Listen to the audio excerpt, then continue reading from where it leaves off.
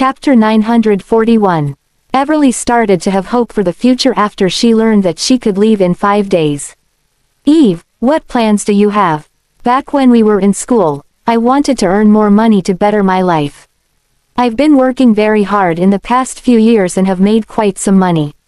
But I lost something more important. I want to go to a normal country and work for a charity. I want to help out less fortunate children. If I get tired of that, I'll pick up some skills and open a cafe or a flower boutique. I might even travel the world and live a life that's completely different from the one I had. Okay. Everly looked at Olivia and asked, what about you? I want to get stronger. I want to further my medical career, and I want to be a person my teacher can be proud of. Olivia had a determined look in her eyes. That's great. Everly sighed. It's like we're back to our high school senior days.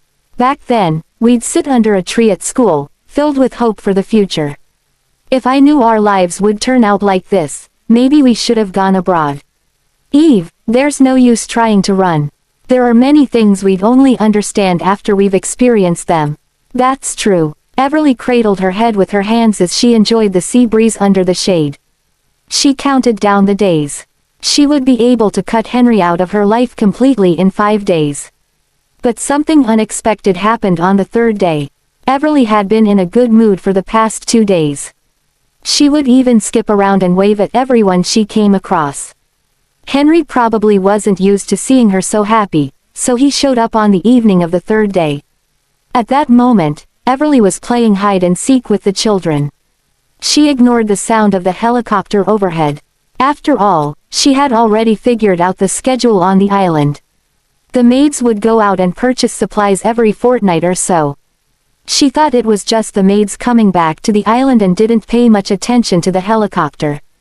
With a blindfold over her eyes, she was counting under a tree. 8, 9, 10.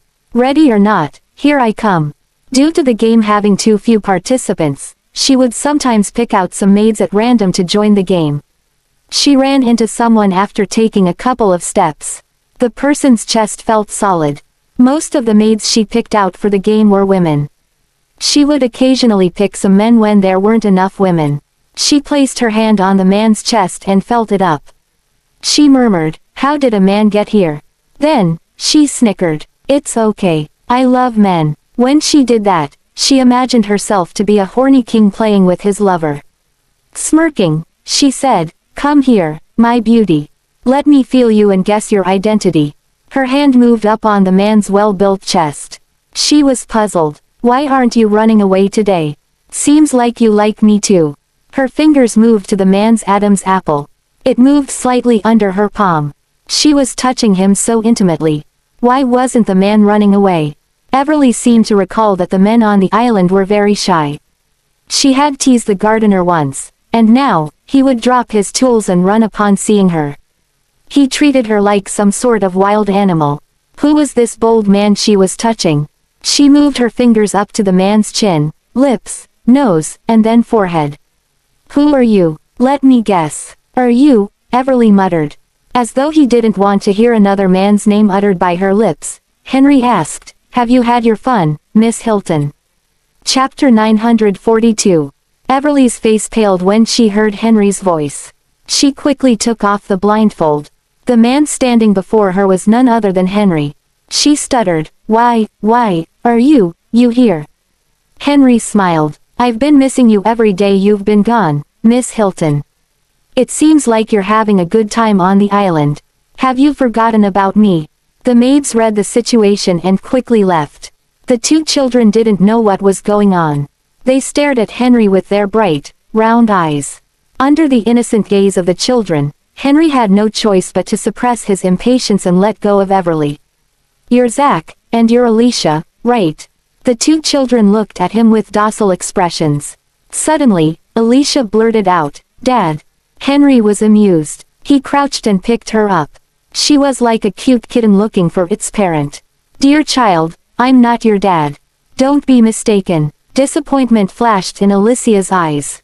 Where was their father? Henry played with Alicia for a short while. The affection in his eyes was apparent. Everly looked at him in shock. She recalled a conversation she had with him when they just started dating. She had asked him naively if he liked children, and his answer had been resolute. "I don't like children. They're annoying." Then, he put down the magazine he was reading and looked at her. "Miss Hilton, you're a smart woman. You wouldn't do anything stupid, right?" He was smiling, but he had a threatening gaze. He didn't like children, much less children born from a lover. Only his wife could give birth to his children. Everly hadn't fallen for him too much at that point. She knew that very well, so she managed to do a good job maintaining the boundary in the past 2 years. That night was an accident, and she didn't expect to get pregnant from that. Her perspective changed after she got pregnant. There was no point dwelling on that at this point. She turned and walked away resolutely while Henry was playing with the children. When she looked at him, she would lament the loss of her child. She would also be reminded of his disdain for children that he displayed to her. Everly rushed to find Olivia, who was learning about dissections from a doctor at that hour. "Bad news, Liv. That bastard's here." Olivia was holding a scalpel in her hand. She looked up from a pile of flesh and asked, "Who?" Everly gagged when she saw the body. It was crazy how Ethan gave Olivia everything she wanted. Olivia had shown an interest in dissecting human bodies, but there were none on the island. So, she started practicing on poultry and cattle. But those were not human, so it wasn't the same. After Ethan heard that Olivia wanted to dissect human bodies, several ships stopped at the island the following day. Everly, being the lover of food she was, thought the ships carried goods. One look and she vomited. It turned out the ships were carrying human bodies.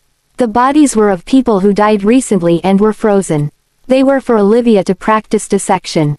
The bodies were buried at a nearby hill after they were dissected.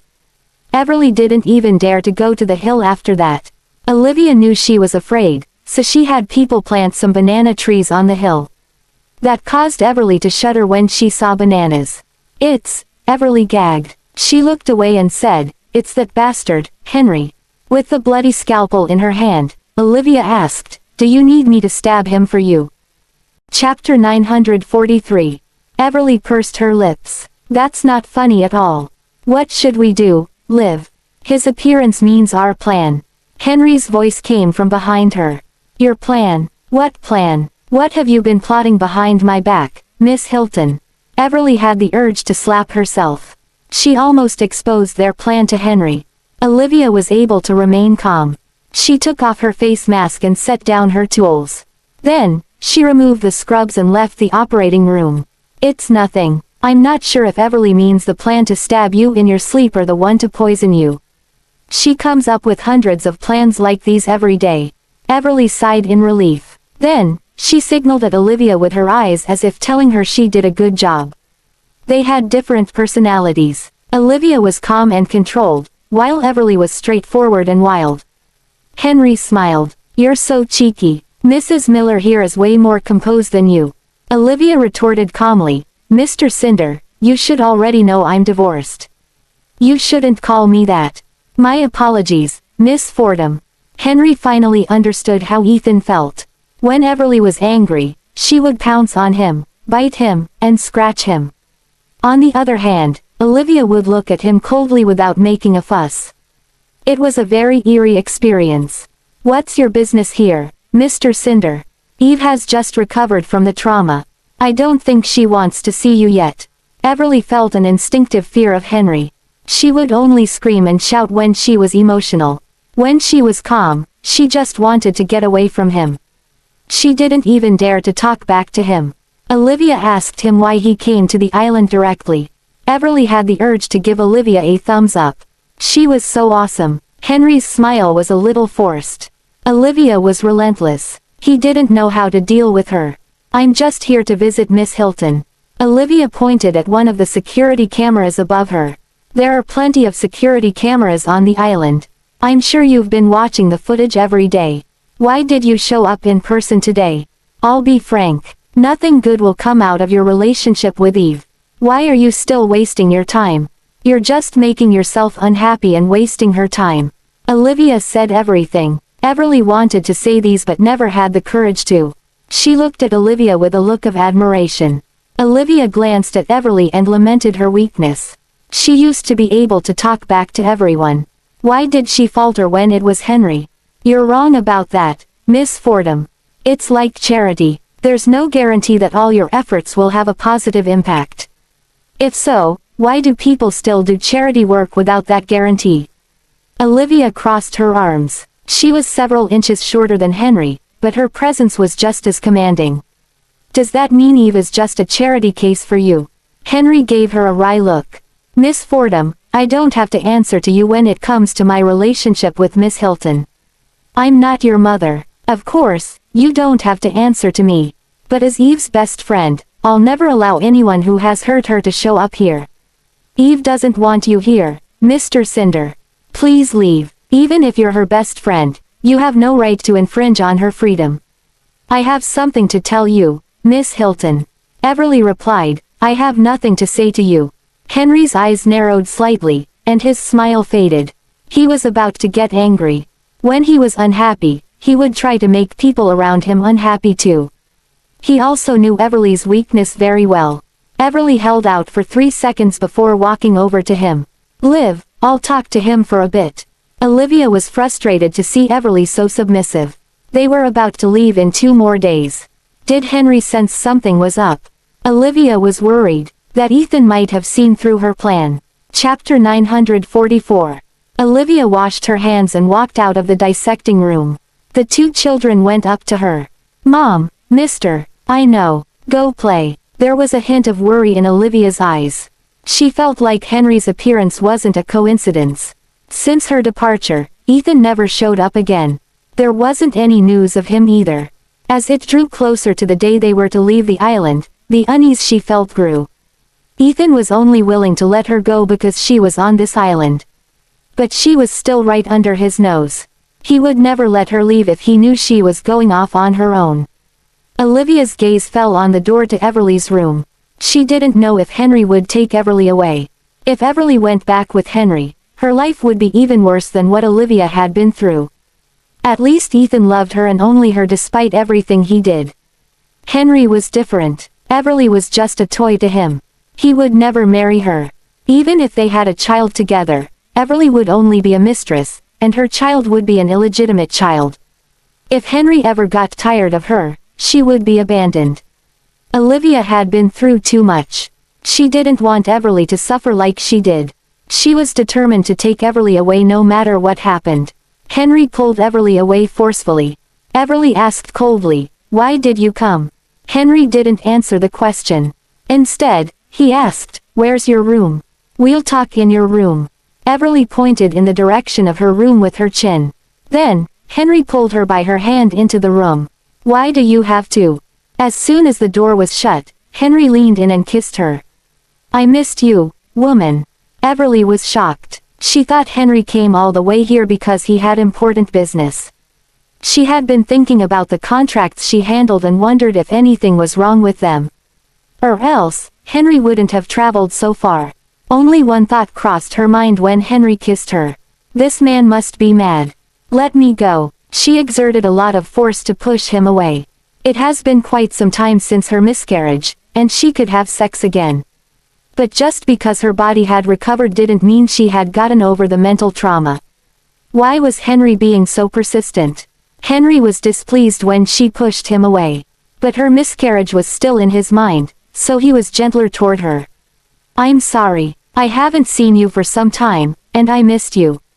Henry sat down casually with his legs slightly apart. Then, he beckoned at her. "Come here. What are you trying to?" Henry pulled her onto his lap and took a jewelry box out of the pocket of his suit. "Open it and take a look." Everly didn't move, so Henry opened it for her. There was a pink diamond ring in the box. "Didn't you say you liked this designer's work last year?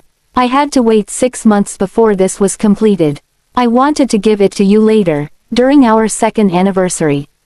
But I couldn't help but bring it straight to you as soon as I received it. Try and see if it fits." As he was talking, he wanted to put the ring on her. The pink diamond was very pretty, giving off a dazzling glow. It was a work of art. Everly loved money. Initially, She didn't think too much about it. Henry wanted her body, and vice versa. She thought she was getting older and had nothing to lose by sleeping with Henry. She stood to gain so much too. They both got what they wanted. It was good. She didn't want to invest any feelings into this relationship. She never expected to fall in love with Henry and started wanting more from him. She didn't want a ring. She wanted a title. That was something he could never give her. She removed the ring and said, "Let's end this relationship." Chapter 945. Henry was taken aback. He couldn't believe Everly would actually say that. Even when she threw fits at the hospital previously, she never talked about ending things. Henry frowned slightly. "Say that one more time." Everly lowered her head and fiddled with her nails. "I said I'm tired of this. Let's end it." The arm around her waist suddenly pulled her closer into his embrace. Henry said through gritted teeth, "I'll give you one chance to take that back. Mr. Cinder, I've thought things through. I don't want a relationship like this. You don't want a relationship like this." Henry sneered as he reached out to tilt Everly's chin upward. "Do you actually want to be the official Mrs. Cinder?" Looking at his mocking gaze and listening to his icy tone, Everly felt relieved that she didn't say that. She would just be making a fool of herself. "That's not it. I just want to quit. The agreement we signed was for 3 years. There are only a few more months left. It'll be almost time after the 3-month break you gave me." "Quit? Why? You don't want to be a CEO's assistant anymore. You want to work in sales again." Everly shook her head, ignoring his harsh tone. She replied seriously, "The past 2 years have been tiring. I want to take a long break. Let's end this, Mr. Cinder. Miss Hilton, you know you'll have to pay a fee for breach of contract, right?" Henry thought that would make her nervous since she loved money. Everly replied calmly, "All right. How much is it?" "I'll pay. What if I say the amount would be equivalent to everything you've earned so far? It'll be like you worked for free." Everly's lips quivered slightly. Henry reached out and patted her on the head. Then, he said matter-of-factly, "I knew you wouldn't do something that dumb. You love money, after all. Just rest with paid leave for now. I'll double your bonus, okay? I'll be more careful this time, so you won't have to suffer through another pregnancy." Everly didn't reply and just looked at him silently. That gaze made Henry feel unfamiliar. Even at that point, Henry didn't show any concern for her. He just wanted to satiate his carnal desires. There wasn't anything wrong with that, though. They had agreed on the price since the beginning. Everly sold herself out for a price. She fulfilled her material desires but lost her dignity in the process. She didn't think too much about it back then. All she thought about was sleeping with a handsome man who was rich and skilled. It was a very enticing offer. After realizing what she had lost in the transaction, it was already too late to regret her decision. The one who fell in love first was always the loser in this type of situation. She lost. That was why she felt Henry's words were painful to listen to and his gaze painful to look at. She didn't have anyone to blame. The rules of the agreement were already set. She was the one who broke the rules. It was a monetary transaction, and yet she brought emotions into it. It was like she was cheating in a card game. "Why are you looking at me like that? If you need more money, I can give it to you." "It's okay. It's enough." Everly smiled abruptly. Then, she sat on Henry's thigh and wrapped her arms around his neck like she used to. She was surer than ever that the best option was to end the relationship. But she couldn't afford to let Henry discover her intentions before that. Everly gave him a seductive look and said, "Triple.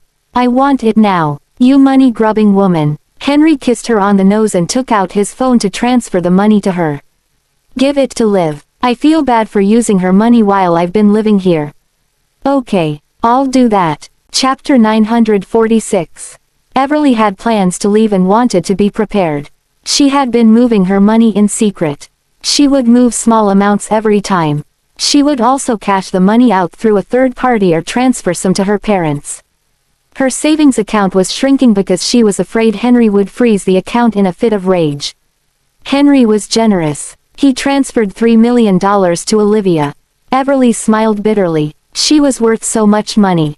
Henry paid $3 million to spend one night with her. Henry had always had a high sex drive. He had already taken her body measurements when he promoted her. He even tested her for a bit before making a move on her. He looked like a gentleman on the surface, but only Everly knew how vulgar he actually was. He was like the devil. Henry hadn't done it with her ever since she got pregnant. So, it had been several months. He placed her on the bed anxiously. Everly was a little uneasy. "I haven't showered. You can do that after we're done." Everly's hair splayed out on the white sheets. Henry didn't know if he was just imagining things. They used to have great synergy in bed, but she looked like she was being forced at the moment. Her expression made him feel bad. His movements became gentler. "Have you not done it with someone else in the past few months?" Everly asked. Henry glared at her as if he didn't like what she said. "Do you think I'd allow just anyone to get on my bed?" He put the ring on Everly's finger again and started to kiss her fingertips. Even though Everly didn't come from money and hadn't even learned the piano before, she had a pair of beautiful hands. Henry loved them as much as he loved her legs. "Do you remember the music sheets?" Henry asked as he pressed his lips on her earlobe. Damn it. Everly was about to lose her mind. Henry was a maniac. He forced her to learn the piano a year ago. A complete novice like her had to go through vigorous love-making every night and was forced to memorize music sheets too. He stopped pushing her so hard after she was pregnant, but he was starting again. I don't remember. I'll give you a few months of leave. Learn 10 songs during the break." "Okay." Everly nodded. She was about to run away anyway. She didn't plan on memorizing anything. She had always been a good liar. She tugged at Henry's tie and pulled him down. He was drowning in the affection in her eyes. "Henry, ravage me. One time." Everly wanted to let loose for one last time. She had never called Henry by his name before. Henry's eyes darkened. He said hoarsely, "What did you call me?" "Mr. Cinder." "No, what you just called me." "Henry, call me that when there's no one around." Henry kissed her on the lips. That night, Everly appeared more eager than she had ever been. Henry felt like he was about to die from pleasure. She nuzzled in his embrace without sleeping. "When can I go back?" "Wait 2 more months. We'll talk about that after you get better." Henry didn't explain what was going on to her. "All right. It's pretty nice here too. I feel better after staying here for some time. You have so much work to get to." "When are you leaving?" Everly asked the question she really wanted to ask. "What? Are you trying to get rid of me already?" "I just don't want you to blame the losses you incur while you're here on me." Henry pinched her waist and chuckled. "Miss Hilton, I'm starting to fear the day you lose interest in money. I won't be able to keep you under control then." Everly kissed him and said, "Don't worry, I'm easy to control." Chapter 947. Everly was extra cooperative, so much so that it made Henry suspicious, but he couldn't put his finger on what was wrong. They only got out of bed for lunch in the afternoon. Henry stayed with her for the entire afternoon. He had never felt so peaceful before. He finally left after his assistant urged him repeatedly to do so. Everly even went to see him off. She hugged him in front of the helicopter and pretended like she didn't want him to leave. "When are you coming to see me again?" "Why, are you already missing me before I'm gone? Didn't I satisfy you last night?" Henry smiled. Everly didn't understand how a man who looked so gentlemanly could say something like that. But it was not her first day with him. Henry was different from Ethan, who adhered to rules very strictly. Henry could even feel her thigh up when he was talking business with someone if he felt like it. "Henry, will you miss me after you leave?" Everly asked suddenly. Henry thought she was just acting cute. He tapped her on the nose lightly and said, "Of course. Especially at night." His words were never the ones she wanted to hear. Everly smiled. "Then I won't think about you. That's too tiring." Before Henry could say anything else, the assistant urged him to go again. He had to fly to another country by night. He wouldn't be able to make it with any more delays. Henry wrapped his arm around Everly's waist and kissed her on the lips deeply. 5 days. I'll visit in 5 days at most. I'll bring you gifts. You have to think about me. Think about me every day. Don't take off that ring. All right. Safe travels, Mr. Cinder." Everly moved away from him and stood at a safe distance. For some reason, Henry sensed something wrong in her tone. It was like she was trying to distance herself from him. He was in a rush, so he didn't have time to think about it. The helicopter flew away. Henry stared at the direction Everly was standing at. It was a small dot shrinking from his field of view, but he would be missing it every day. Everly's smile became cold when the helicopter disappeared out of her sight. He's finally gone. Olivia, who was standing under a nearby palm tree, crossed her arms and said calmly, "You're such a good actress." Even I was almost fooled. I wasn't acting. I really do love him. And can you leave him behind? I can tell he treats you pretty well, Olivia asked tentatively. She was afraid that Everly might regret her decision. No matter how good he is to me, I'll only be a lover to him. We still have many years ahead of us. If he finds the woman he truly loves, I'll surely be abandoned. He's not stubborn like Ethan. He's cold and heartless by nature. I need to get away before it's too late to avoid further heartbreak. Everly held Olivia's hand and said, "Let's leave tonight, Liv. I feel uneasy when I'm here. I'm afraid that he might return. Let's go while he's still abroad." Olivia caressed Everly's cheek and said, "Are you sure? If you leave now, you'll have to cut all ties with your past." His visit made me more determined than ever. I'll always be a toy to him. I need to regain the dignity that I lost. All right, I was waiting for you to say that. Ethan didn't restrict Olivia's phone.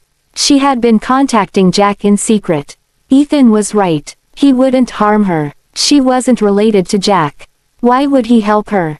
No matter what motive Jack might have, her children would have been long dead without him. With that alone, she was willing to trust him. Chapter 948. After a round of communications, they decided to leave that very night. There was a total of 352 security cameras on the island. Olivia had marked them down some time ago. It wouldn't be hard for her to avoid all of them.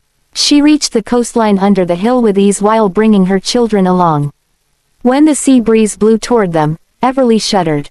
This was where Olivia buried the bodies she dissected. There were at least 30 to 50 bodies buried in the area. Even the wind felt eerily chilly to her. She also felt a chill go down her spine. For that reason, most of the maids never came here. It was the perfect spot for running away. Everly lowered her voice and said, "I'm starting to think you did this on purpose. You've become very cunning, Liv. I've failed too many times. I really don't want to fail this time. Mom, where are we going? Don't you miss your godfather? We're going to meet him now." Jack was already waiting for them. The children ran toward him in delight.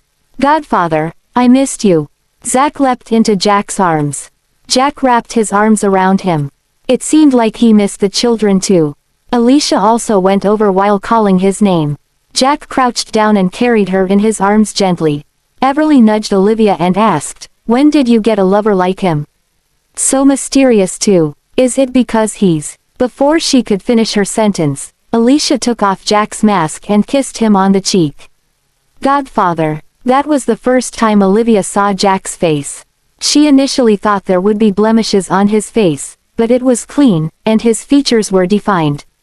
He was a handsome man. For some reason, she felt like Jack resembled Ethan a little. Jack quickly put his mask back on. "Let's go before things go awry." Olivia came back to her senses. She figured it was probably the dim lighting that caused her to make a mistake. She grabbed Everly's arm and boarded the speedboat. She didn't know that there were also a lot of hidden cameras on the island besides the security cameras. They were hidden in trees and bushes. They could even be moved nimbly. The hidden cameras captured the footage of Olivia and the children and sent it to Ethan's phone.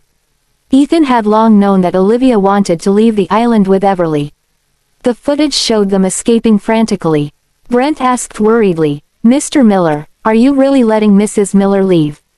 We won't be able to keep her under surveillance once she leaves the island. It was their last chance. I promised to set her free." But Ethan had another contingency plan. He gave her Joel Tucker's business card a long time ago. She would definitely contact Rufus if she wanted to further her medical career. Ethan stared at the man in the video. He could admit that he was jealous to see his children run toward another man with such joy. These two children had never even called him Dad before. Alicia suddenly took off Jack's mask in the video. His face was displayed on the huge monitor. Even though it was just for a few seconds, everyone who saw it was stunned. Kurt, how could it be him? Isn't he dead? Mr. Miller, are my eyes playing tricks on me?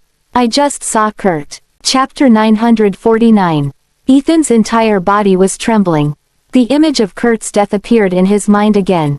The blood that flowed from his chest had covered Ethan's hands and eyes.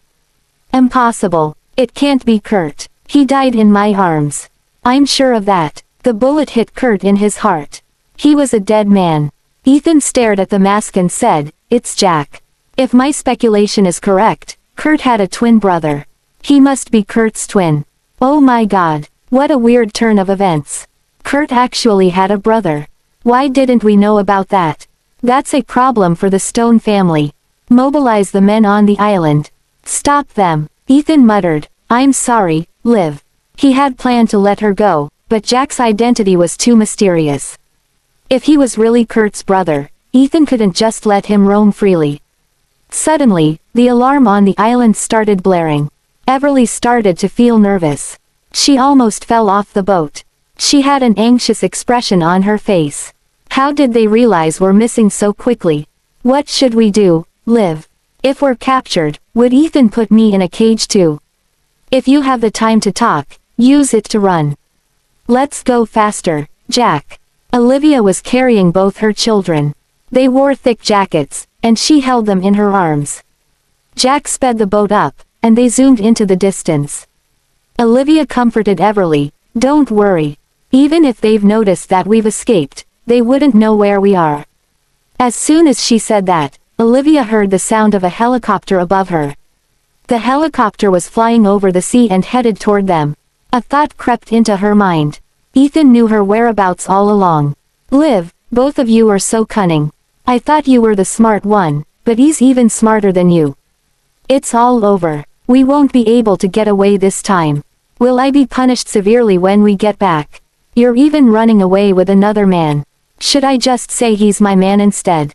Olivia was rendered speechless. "Shut your mouth," Everly snickered. "I'm so loyal, right? Don't be afraid. I'll take care of it," Jack said. He had spent so many days preparing. The speedboat wasn't the only thing he prepared. It would take some time for the others to catch up to them. The only threats were the two helicopters above them. Since Olivia was on board, they could only follow. They could never attack Olivia. The water droplets brought up by the boat splashed on Olivia's face. She had a very determined look on her face.